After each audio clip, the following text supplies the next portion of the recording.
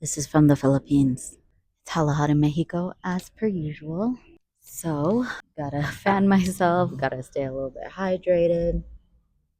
Oh, come here. You wanna be in the video? Yeah.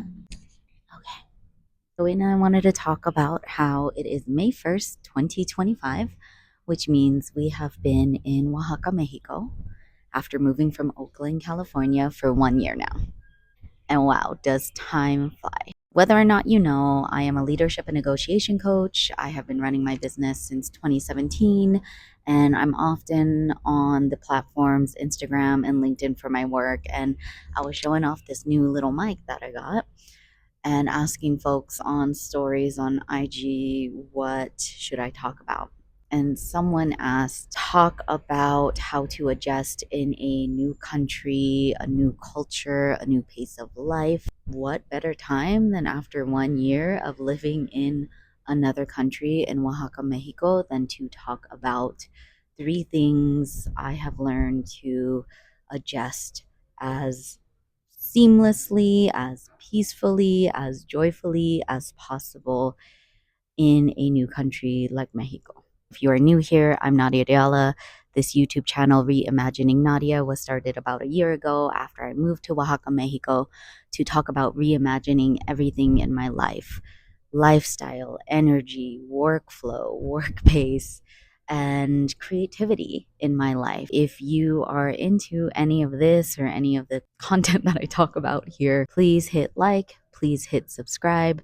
Now that that's over with, let me get into it. On my little post-its here, what these 3 things are, because I usually do a little free flow and I wanted to be a bit more organized and structured. So the first thing that I would say you should learn, if it is applicable to where you're moving to, is the language of the country and the place that you are moving to. I am nowhere near being 100% fluent in Spanish, and I have learned so much in this past year through investing in local one-on-one classes and some group classes, going to free intercambios, which is language exchanges between Spanish and English speakers. I have practiced extensively with my partner. I watch and listen to more news and shows and movies and podcasts in Spanish. I try to listen to songs in Spanish more now. I've spoken to my in-laws here and my family here and made new friends here that really push my Spanish comprehension and my ability to listen better, speak more fluidly. Mi español está mucho mejor en un año en México y yo tengo que aprender mucho más, pero estoy muy orgulloso de mí porque siempre cada día yo puedo hablar poquito más, yo tengo más. I might be saying that wrong, trying to say the word courage. I have more, tengo más ganas para hablar más español cada día. And yeah, I mean, we are guests in the land that we move to always. And it's so important to recognize that, especially for English speakers or US born citizens like myself and quote unquote Westerners from other places visiting places like Mexico and Oaxaca, that the world doesn't revolve around you and English as the primary global language. It is so important to know that learning Spanish, for instance, for me here, makes me understand more context, makes me connect and bond with locals faster and more authentically. And honestly, being with my partner who is from Oaxaca and speaks Spanish as his first language, I understand him so much more in the 15 years we have been together. In this past year, learning his native language and mother tongue, because I am taking the time to deepen my understanding of Spanish, especially here in Oaxaca. Because there's a different type of slang, a different type of oomph in how people speak here. And I'm not gonna lie, I was a little proud when one of his friends that I was speaking to from the Bay Area was so shocked when he was visiting that he was like, I don't think we've ever spoken in Spanish. I think all the years I've known you, we have spoken in English. And yo, you speak like a Oaxacan. I was like, I guess that makes sense because I'm mainly learning how to speak Spanish from my partner all these years. I've been trying to learn Spanish and deepen my comprehension for 10 years, but in 1 year living here, my level has excelled. Like, I'm talking about, I think I spoke like fourth grade Spanish for 10 years straight. And now let's give myself some credit. Maybe I'm in like eighth grade Spanish level, and that's saying something to progress that much in 1 year after being stagnant and at a plateau for so long. All that to say is please learn the language. Please learn the language. Let's take a little water break. Also, you're so cute. Look at how cute she is. The second tip I would give, or bit of advice to adjust, specifically to adjust in a new country, new culture, new pace of life, is to learn how to surrender or give yourself permission to surrender, to be in a growth mindset, a beginner's mind, to say, yes, I am wise. I'm a grown ass adult that knows the world, that knows a version of the world, that has wisdom and experience, and I don't know what it means to live here. I can use what I know to inform how I show up in the world. And what I mean by surrender is to accept that you don't know everything, that you are in a completely new culture, a new pace, a new lifestyle, and you're still figuring that out, and to allow space for curiosity, allow space for flow, to recalibrate and to see how can I evolve in this new space, in this new way of living, in this new community that I want to root in and integrate in and be a part of. Surrendering is so hard. I always say in my coaching work that to surrender is really to practice acceptance, and to practice acceptance requires a certain level of mindfulness and awareness to be with what is. There have been so many moments of joy and so many exciting things I have learned, and I've loved the slowness of here, right? Everybody wants that softcore life, that slow life. I have it. I have loved living outside of the US, for instance, especially now with all the chaos going on there. But it has been that way, right? But for 1 year, my nervous system feels a lot more regulated. I feel more grounded. I have acute anxiety, and I've been able to really slow down and learn to release that a little bit more every single day. I'm able to tackle problems and stress with a lot more calm and practicality, for lack of better words. It has been hard here. There have been a lot of hard things that have happened here. Like, I am now celebrating, as of January, I am a temporary resident for 2 years in Mexico through my partner through marriage. And that was basically a 6 to 8 month process. And I won't get into it, but it was a really frustrating experience in that the trámites, or the um, processes, as they call trámites in Mexico, were really difficult to understand and move through. And you have to go in person. Whereas I know, like in the US, we're used to fast paced conveniences, things being an email, things that could be an email are an email, or an online form have to be in person here. And it's not convenient. So, a lot of the surrendering and acceptance that I had to practice was that some things aren't going to be what I think should be convenient. And that is just what is in existence here.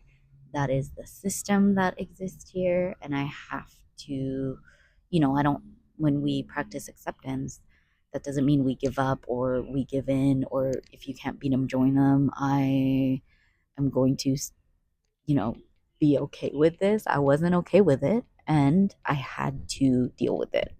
I had to be with it. I had to navigate it. I had to learn how to move through it.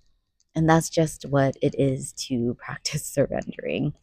There are so many other little things here. Like, I don't know, I have to even surrender to the fact that in the Bay, there's not that many bugs. But in Mexico, there are a lot of little critters and some big critters, cucarachas, cockroaches, hella mosquitoes. There's dengue here that you have to be careful of. So always be careful with the mosquitoes. um, Scorpions. My cats have become quite the hunters, and they've even brought home a couple scorpions since we do let them out in our enclosed back patio, but critters still get here. And I'm a little bit of a softie. I'm a scaredy cat.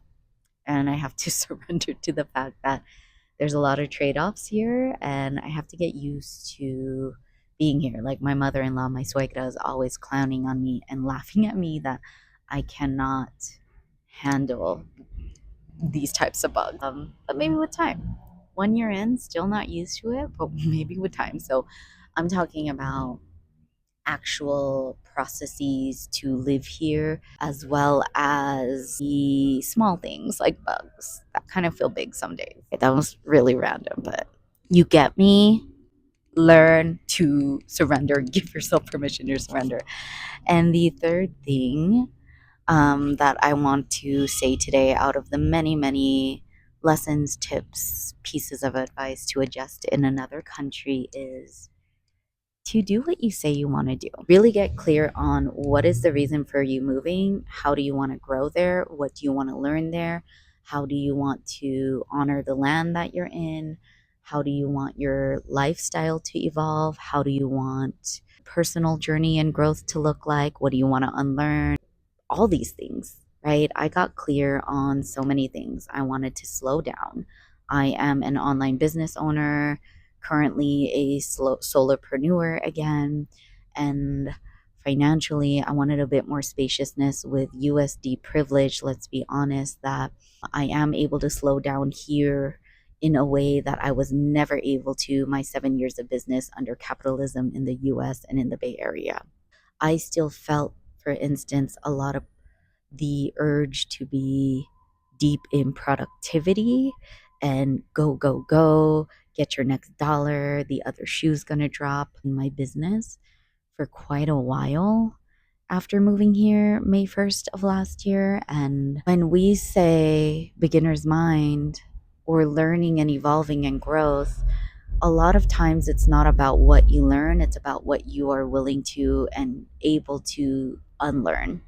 And so I had to do a lot of unlearning around productivity and the residue of capitalism that makes you feel like you are only worthy, you are only valuable if you are producing or overproducing and constantly in the hustle. I had to find small and big ways to do what I said I was going to do, which is enjoy some financial spaciousness, slow down, and be okay when I am in a slower month or slower week or slower period, as my business has always been in.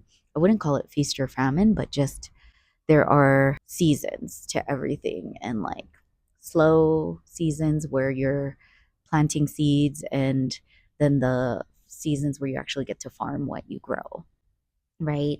And so usually in the Bay, I would be freaking the fuck out during the seasons where I would be needing to plant seeds, and feeling like I wasn't good enough, feeling hella scarcity, feeling worried that I wasn't successful. And I will say this whole year, I did what I said I wanted to do and not allow myself to go into a cycle of overwhelm, overextending, and burnout, which a girl feels fucking fresh right now. I feel good. As I said, my nervous system feels really grounded, regulated. I'm well rested. My melanin is popping. I just feel really joyful and grateful, and dare I say, thriving. Yeah, that is one of the things I said I wanted to do. There's so much more. Like, for instance, I said I wanted to be better at speaking Spanish. I'm doing what I said I wanted to do. And yes, there's so much growth ahead, so much more to learn. I still want to be much more integrated in the community, build more connections here, give back to the land and the people here more and more. But Those are the three things that I wanted to share.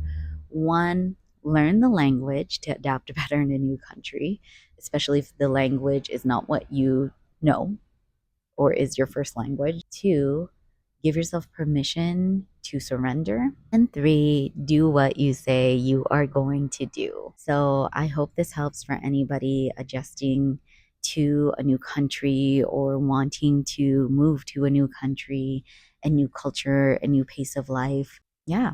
If you want more of this, if you have any specific questions about my journey, my life, my work, what it means to reimagine everything, please put some questions in the comments. If you like this type of content, please support a creator and press like, press subscribe for more. Let me know what you want to see. I appreciate you for listening and joining in. Just notice that I'm like holding things like this, like I'm a fucking singer.